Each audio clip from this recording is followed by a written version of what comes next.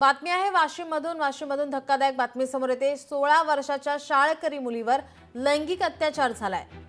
चाकूचा धाक दाखवून अल्पवयीन मुलीवर लैंगिक अत्याचार करण्यात आलाय। आरोपी मुलीला घेऊन जात असल्याचा सीसीटीव्ही समोर येतोय।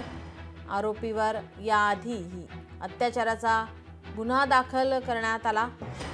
वाशिमच्या रिसोड तालुक्यातील एका 16 वर्षीय शाळकरी मुलीवर चाकूचा धाक दाखवून लैंगिक अत्याचार झाल्याची घटना घडली होती। या प्रकरणी आरोपीची ओळख पटली असून आरोपी मुलीला घेऊन जात असल्याचा सीसीटीव्ही आता समोर येतोय।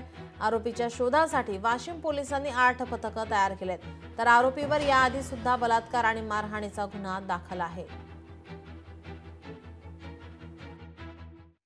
काल दिनांक 27/2/2025 रोजी रिसोड येथे 17 वर्षीय अल्पवयीन मुलीला तिच्या मामाची ओळख सांगून एका इस्माने तिला त्याच्यासोबत घेऊन गेला व शेत शिवारात नेऊन तिच्यासोबत अतिप्रसंग केलेला आहे।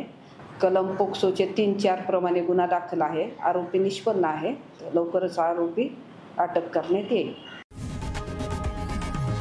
लोकशाही मराठी ऐका, पहा, जागरूक रहा।